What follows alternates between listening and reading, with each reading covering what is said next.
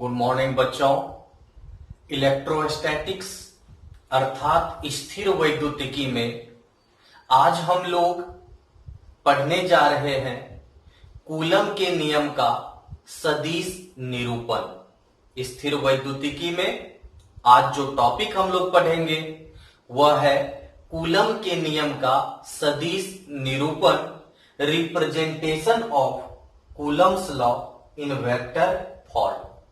बच्चों, इससे पहले जो वीडियो में हम लोगों ने कूलम का नियम पढ़ा था वह परिमाण के रूप में था। किसके रूप में? परिमाण के रूप में।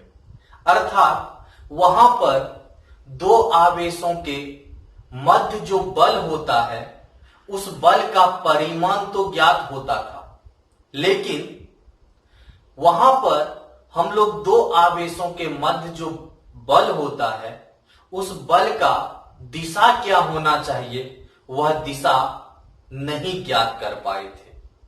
आज जब हम लोग कूलम के नियम को सदिश के रूप में निरूपित करेंगे तब हमें परिमाण तो ज्ञात होगा ही होगा बल का, साथ साथ उस बल का दिशा भी ज्ञात हो जाएगा।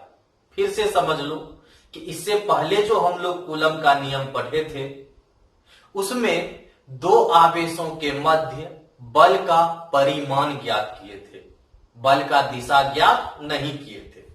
आज जब हम लोग कूलम के नियम को सदिश के रूप में निरूपित करेंगे तब उस बल का दिशा भी हमें मालूम हो जाएगा कि दो आवेशों के मध्य जो बल होगा, वैद्युत बल होगा, उसका दिशा क्या होना चाहिए वह दिशा भी आज हम लोग इस टॉपिक में ज्ञात करना सीख लेंगे। कहोगे सर इससे क्या फायदे होंगे? तो फायदा यह होगा कि जब तुम एक आवेश के कारण दूसरा पर बल निकालोगे तब उस बल का तुम्हें दिशा भी सही सही पता चल जाएगा। तो आज हम लोग कूलम के नियम को सदिश के रूप में निरूपित करने जा रहे हैं। ठीक, कूलम के नियम को इस रूप में सदिश के रूप में निरूपित करने जा रहे हैं। बच्चों, उसके लिए हमें एक फिगर बनाना होगा और फिगर बनाने के लिए बोर्ड पर स्पेस चाहिए। तुम लोग जानते हो कि अभी घर से पढ़ाई हो रही है और घर में छोटा बोर्ड लगा हुआ है, इसी कारण इस पर लिखना भी और फिगर भी बनाना थोड़ा सा मुश्किल होता है। कोचिंग में बड़ा बोर्ड रहता है तो वहां पर आसान होता है लिखना और समझाना, फिगर बनाना, लेकिन इस पर सभी काम एक साथ नहीं हो सकता है। तो हम पहले इस हेडिंग को इरेज कर देते हैं। तुम लोग हेडिंग लिख चुका होगा। इसे इरेज करने के बाद पहले फिगर बनाएंगे और तब फिर कूलम के नियम को सदिश के रूप में निरूपित करेंगे।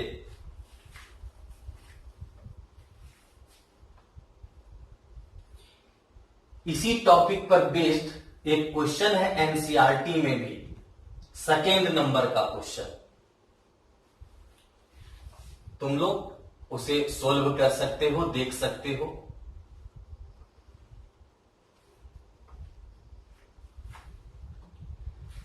सबसे पहले बच्चों हम लोग क्या करते हैं, तो दो धन बिंदु आवेश ले लेते हैं। दो धन बिंदु आवेश Q1 और दूसरा Q2, दोनों धन बिंदु आवेश है और यह है दोनों आवेशों को मिलाने वाली रेखा। तो बच्चों कितने बिंदु आवेश हैं? दो, Q1 Q2 दोनों धन है और यह हो गया दोनों आवेशों को मिलाने वाली रेखा। इसे तुम लोग आगे भी बढ़ा सकते हो, इधर भी ले जा सकते हो, इसे इधर भी ले जा सकते हो। ठीक, अब दोनों आवेशों के मध्य जो दूरी है वह दूरी हम लोग कंसीडर कर लेंगे, कितना? r। अब यहां जब सदिश के रूप में निरूपित करेंगे तो हमें एकांक सदिश की जरूरत पड़ेगी। अब तुम लोग जानते हो कि एकांक सदिश का परिमाण एक होता है। एकांक सदिश का परिमाण कितना होता है? 1। ठीक। और एकांक सदिश का काम होता है किसी दूसरे सदिश के दिशा को दर्शाना, दिशा को निरूपित करना। क्योंकि तुम लोग जानते हो कि कोई भी जो सदिश होता है वह स्वयं अपनी दिशा को निरूपित नहीं कर सकता है, उसके दिशा को निरूपित करता है कौन? एकांक सदिश, जिसका परिमाण होता है 1। सबसे पहले हम लोग Q1 से Q2 की ओर दिशा लेते हैं। किधर से किधर? Q1 से Q2 की ओर जो दिशा लेंगे तो उसे सूचित करेंगे R12 कैप के द्वारा। यह किधर से किधर दिशा है इस एकांक सदिश का? Q1 से Q2 की ओर। इसे पढ़ते हो R12 कैप। कैप एकांक सदिश का पहचान है। उसी प्रकार Q2 से Q1 की ओर अगर दिशा लेना है, दिशा को दर्शाना है, तो इसे हम लोग लेंगे R21 कैप। बच्चों, एकांक सदिश का परिमाण 1 होता है, ठीक, और इसका उपयोग होता है किसी दूसरे सदिश के दिशा को निर्धारित करने में, दर्शाने में। तो R12 कैप जो एकांक सदिश है, इसका दिशा Q1 से Q2 की ओर, और R21 कैप जो एकांक सदिश है, इसका दिशा Q2 से Q1 की ओर। याद रखने के लिए ऐसे याद रखना कि 1-2 का मतलब हुआ कि 1 से 2 की ओर, और 2-1 का मतलब हो गया 2 से 1 की ओर। ठीक। अब देखो, यह जो Q1 आवेश है, इसे यह Q2 आवेश विकर्षित करेगा। कौन विकर्षित करेगा? Q1 आवेश को Q2 आवेश विकर्षित करेगा। क्यों विकर्षित करेगा? क्योंकि पहले ही मान लिए हैं कि दोनों धन बिंदु आवेश है। मान लो कि Q1 को यह Q2 कितना बल से विकर्षित करता है? सदिश F12 से। कौन किसको विकर्षित करता है?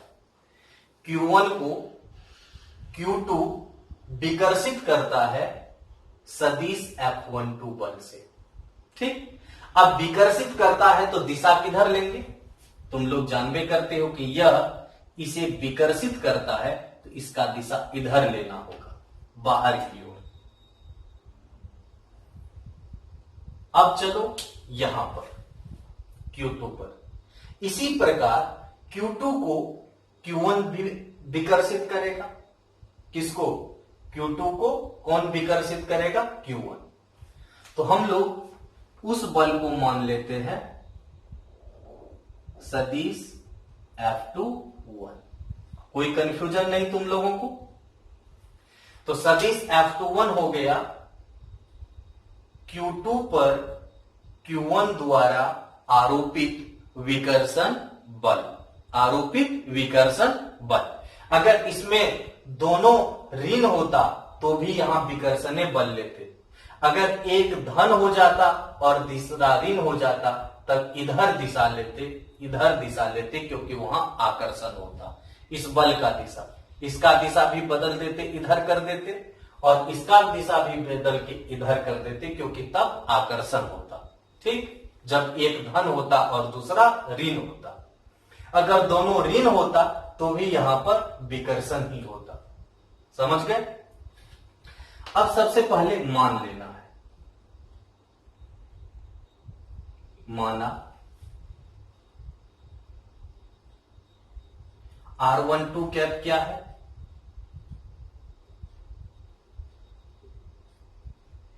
एकांक सदिश है। ठीक। R12 कैप क्या है? एकांक सदिश। इंग्लिश में तुम लोग कहते हो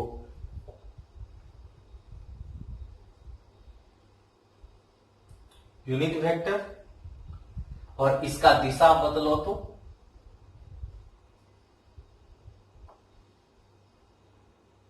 इसका दिशा है Q1 से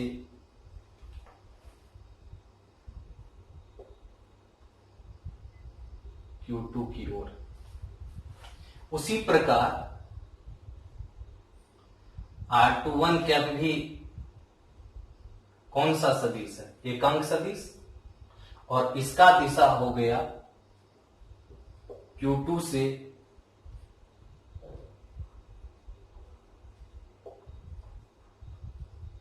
Q1 की ओर।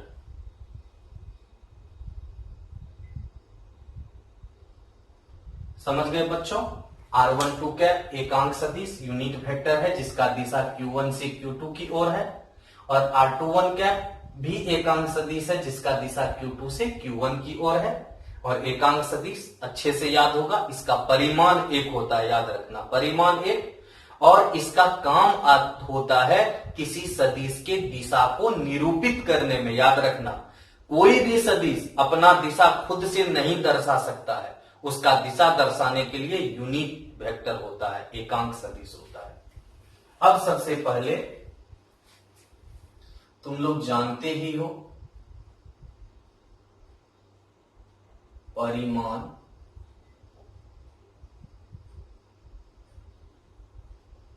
के रूप में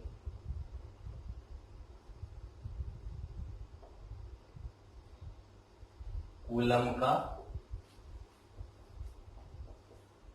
नियम क्या होता है बच्चों? F इक्वल्स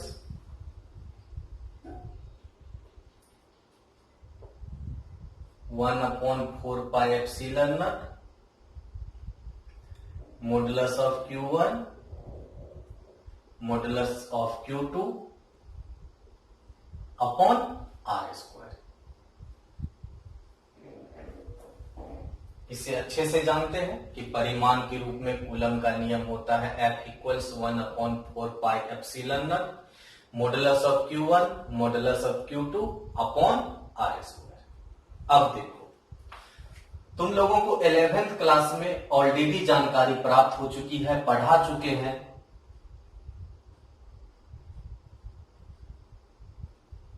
सदिश बराबर होता है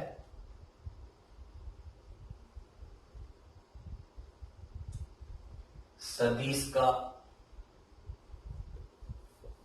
परिमाण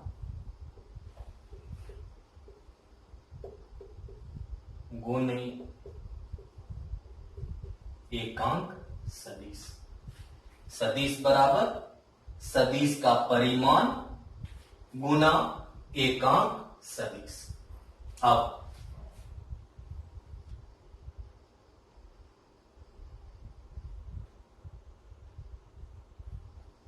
सदिश के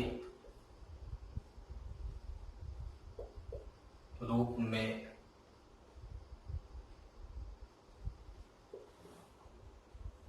कूलम का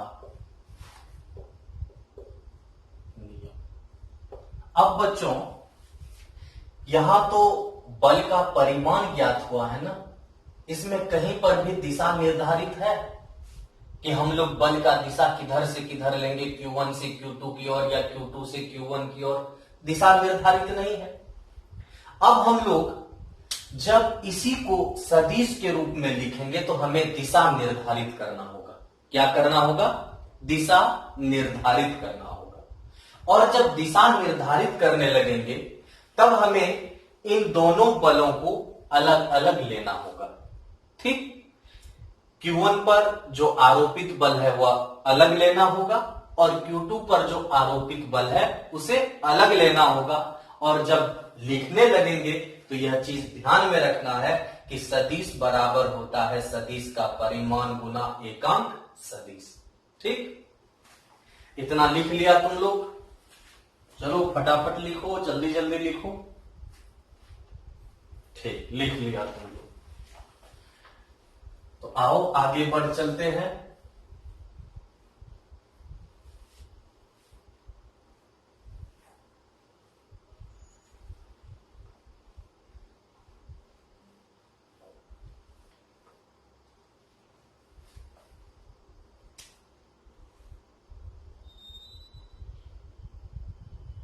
Q1 पर Q2 द्वारा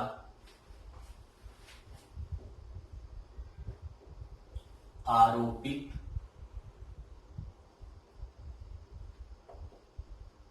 विकर्षण बल। देखो तो चित्र में Q1 पर Q2 द्वारा आरोपित बल कितना है, सदिश F12। तो यह हो गया सदिश बराबर क्या, अभी तुरंत बोले हैं, सदिश का परिमाण गुनी एकांक सदिश। तो सदिश का परिमाण हो गया F, और एकांक सदिश लेना है ना, क्या लेना है, एकांक सदिश। तो याद रखना, एकांक सदिश का काम होता है किसी सदिश की दिशा को निर्धारित करना। तो अगर तुम लोग सदिश लिए हो F12, तो बतलाओ इसका दिशा कौन सा सदिश निर्धारित कर सकता है, यह सदिश, यह एकांक सदिश, या यह एकांक सदिश। चित्र देख के बोलो। तो कहोगे सर इस सदिश F12 का जो दिशा है वह निर्धारित कर सकता है R21 कैप। यह एकांक सदिश इस बल के दिशा को निर्धारित करेगा। इस बल के दिशा को कौन निर्धारित करेगा, तो यह एकांक सदिश R21 कैप। तो हम लोग यहां लिखेंगे एकांक सदिश R21 कैप। तो सदिश F12 इक्वल्स, F का मान रख दो 1/4 pi epsilon not Q1 Q2 upon R²। कहोगे सर यहां मॉडुलस क्यों नहीं लगाए, यहां मॉडुलस इसलिए नहीं लगाए हैं बच्चों, क्योंकि यहां हम लोग परिमाण के रूप में नहीं लिख रहे हैं, ठीक ना, इनटू R21 कैप।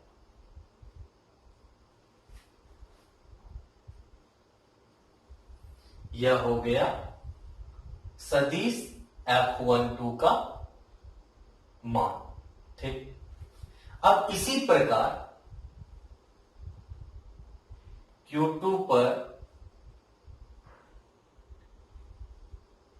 Q1 द्वारा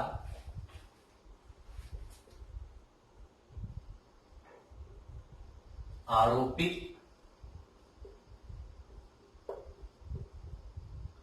विकर्षण बल। अब बतलाओ कि Q2 पर Q1 द्वारा आरोपित विकर्षण बल कितना है, सदिश F21। तो सदिश F21 equals 1/4 pi epsilon not Q1 Q2 upon R²। अब बतलाओ कि F21 जो सदिश है इसका दिशा कौन सा एकांक सदिश दर्शा सकता है। तो सदिश F21 का दिशा दर्शाएगा R12 कैप। देखो सदिश F21 का दिशा निर्धारित करेगा एकांक सदिश R12 कैप। तो यहां लिखेंगे हम लोग R12 कैप। अब देखो तो दोनों बलों का जो परिमाण है वह क्या है, समान है। दिखाई दिया, दोनों बलों, इसका और इसका, दोनों का परिमाण क्या है, समान है। लेकिन एक चीज देखो, F12 का दिशा कौन दर्शाता है, R21 कैप, और F21 का दिशा कौन दर्शाता है, R12 कैप। और दोनों R12 कैप और R21 कैप एक दूसरे के विपरीत है, और जब दोनों एक दूसरे के विपरीत है तो इसका मतलब है कि यह जो F12 और F21 है यह भी एक दूसरे के क्या होगा, विपरीत होगा। क्या होगा, विपरीत। तो इससे तुम लोग इतना लिख चुके हो, नहीं लिखा तो लिखो, ठीक, लिख लिया। अब डायरेक्ट यहां लिख देते हैं।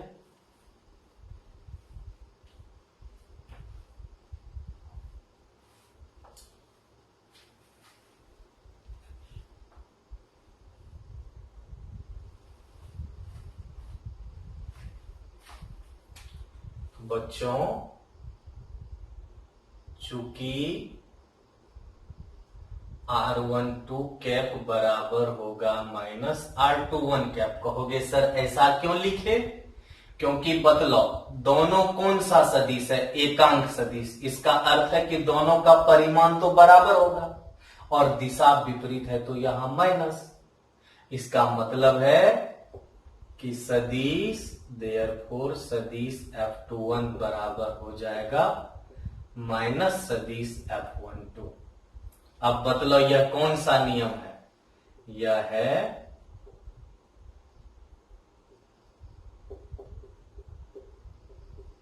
गति का तृतीय नियम। याद है ना तृतीय नियम? प्रत्येक क्रिया के बराबर विपरीत प्रतिक्रिया होती है, तो प्रत्येक क्रिया के बराबर विपरीत प्रतिक्रिया होती है। तो लिख सकते हो अर्थात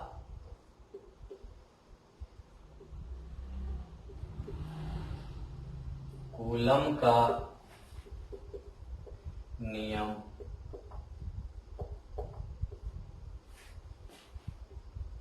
न्यूटन के गति के तृतीय नियम का पालन करता है।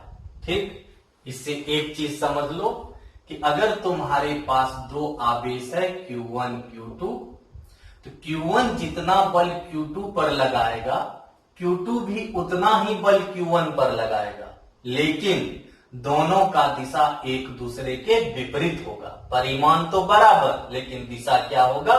विपरीत होगा। ठीक, अब चलते हैं एक और छोटा सा टॉपिक के तरफ। बिल्कुल छोटा सा टॉपिक है,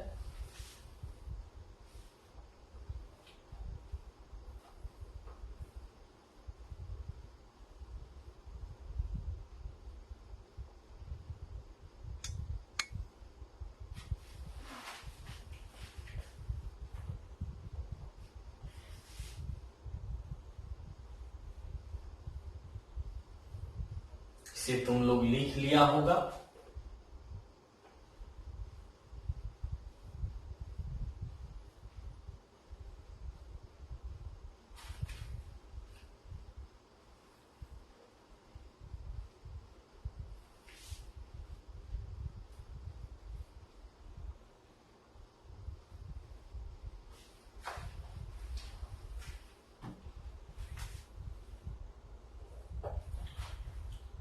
यह टॉपिक है वैद्युत बल के लिए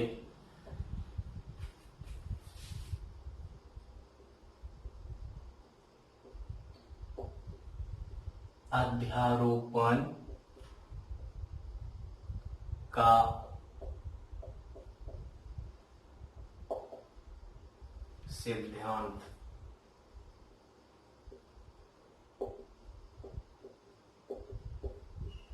प्रिंसिपल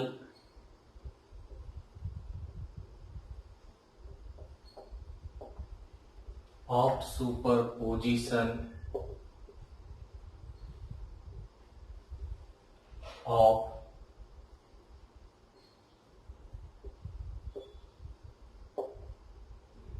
इलेक्ट्रिक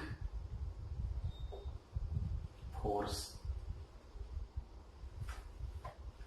तो अब बच्चों हम लोग पढ़ेंगे वैद्युत बल के लिए अध्यारोपण का सिद्धांत, principle of superposition of electric force. कहोगे सर अध्यारोपण का सिद्धांत क्या है?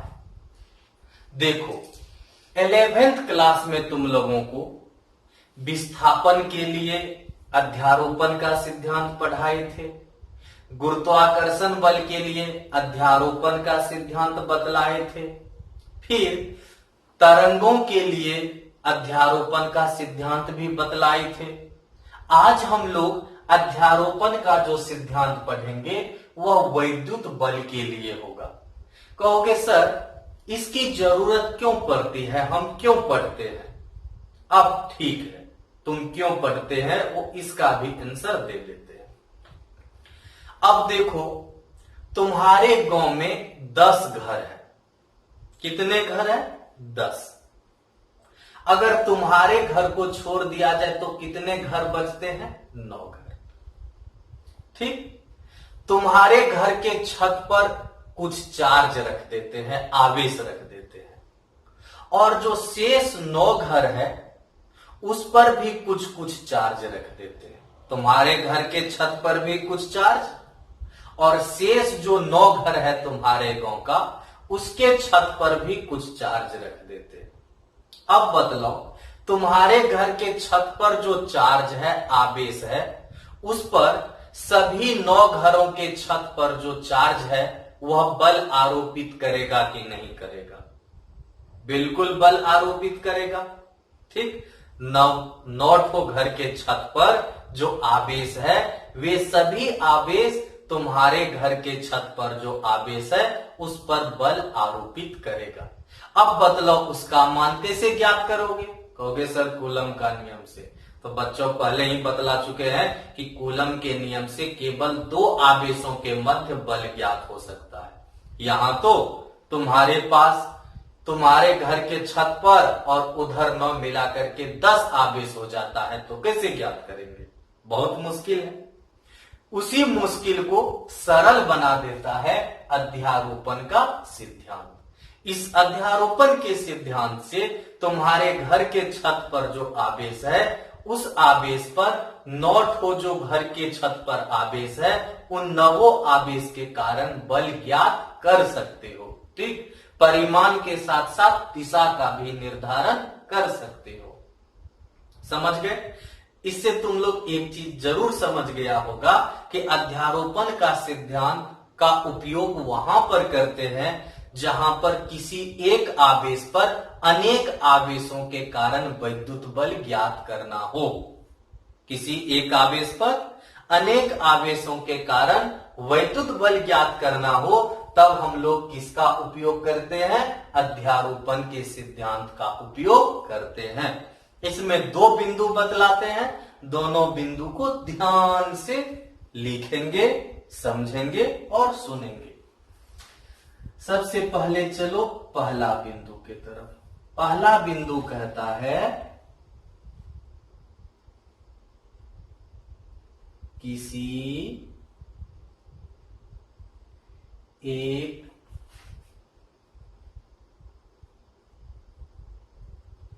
बिंदु आवेश पर अनेक बिंदु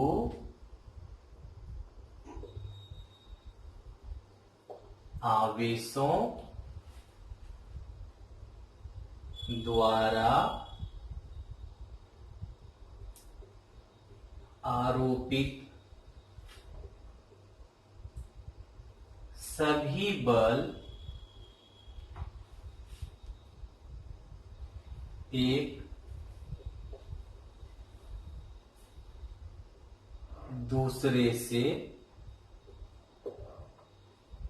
स्वतंत्र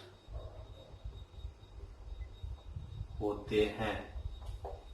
तो पहला बिंदु बच्चों, किसी एक बिंदु आवेश पर अनेक बिंदु आवेशों द्वारा आरोपित सभी बल एक दूसरे से स्वतंत्र होते हैं। अर्थात तुम्हारे घर के छत पर जो आवेश है, उस पर जो अन्य 9 आवेशों के कारण बल लग रहा है, तो वे जो 9 बल होंगे, वे सभी बल एक दूसरे से स्वतंत्र होंगे। समझ गया? सभी बल एक दूसरे से स्वतंत्र होंगे। अब दूसरा बिंदु, यह ज्यादा महत्वपूर्ण है। ठीक।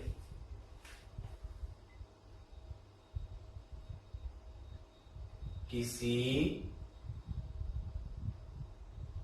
एक बिंदु आवेश पर अनेक बिंदु आवेशों द्वारा आरोपित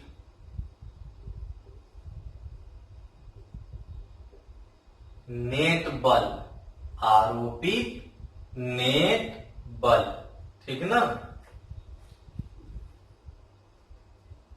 उन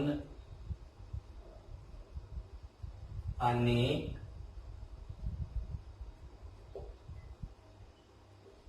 आवेशों द्वारा आरोपित बलों के सदिश योग के बराबर होता है। इसे भी समझ लो, किसी एक बिंदु आवेश पर अनेक बिंदु आवेशों द्वारा आरोपित नेट बल उन अनेक आवेशों द्वारा आरोपित बलों के सदिश योग के बराबर होता है। फिर से इसे तुम ही लोगों के घर के छत पर जो आवेश है उसी पर ले चलते हैं। अब तुम्हारे घर के छत पर जो एक बिंदु आवेश है, ठीक, उस पर जो नेट बल होगा, परिणामी बल होगा, याद रखना परिणामी को ही नेट भी बोलते हैं। वह जो परिणामी बल होगा, नेट बल होगा, ठीक, उन 9 आवेशों के कारण जो बल होंगे उन बलों के सदिश योग के बराबर होगा, उन बलों के सदिश योग के बराबर होगा। अर्थात एक बिंदु आवेश पर, ठीक, अनेक आवेशों के कारण जो बल होगा, उन अनेक आवेशों के कारण जितने भी बल होंगे सभी बलों के सदिश योग के बराबर होगा। सदिश योग इसलिए क्योंकि बल एक सदिश राशि है और बलों का जो क्या कह सकते हो जोड़ होता है वह सदिश के नियम के अनुसार होता है। अब एक छोटा सा चित्र में देखते हैं। अब मान लो यह एक बिंदु आवेश है Q, ठीक, यहां एक बिंदु आवेश है Q1 और यह Q1 इस Q पर कितना बल आरोपित कर रहा है, सदिश F1।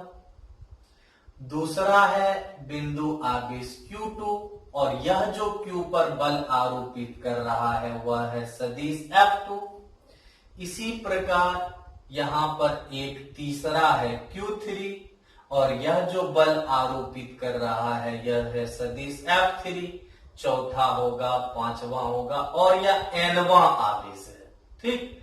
तो nवां आवेश जो Q पर बल आरोपित कर रहा है इसे मान लेते हैं सदिश Fn।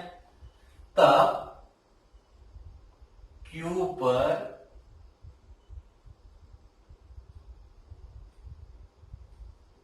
अन्य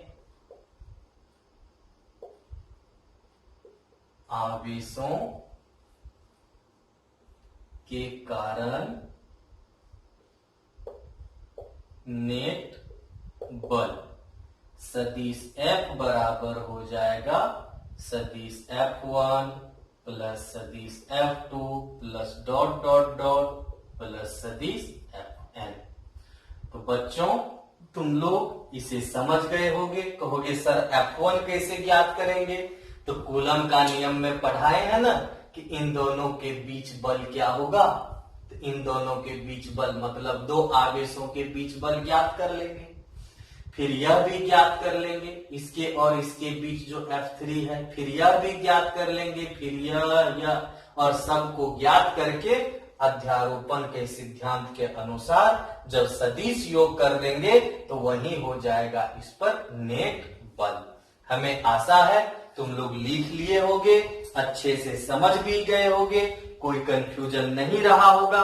अगर रहा होगा तो जरूर तुम लोग कमेंट करके लिखना। और बच्चों कल 3:30 समझ गया, दोपहर 3:30 अर्थात 3:30 बजे लाइव रहेंगे हम। कल एनसीईआरटी का न्यूमेरिकल्स सोल्व करेंगे, तो तुम लोग जरूर ज्वाइन करना। कॉपी पेन लेकर के बैठना, मोबाइल तो रहेगा ही, कॉपी पेन लेके अवश्य बैठना। तो कल फिर मिलते हैं, तब तक के लिए बाय।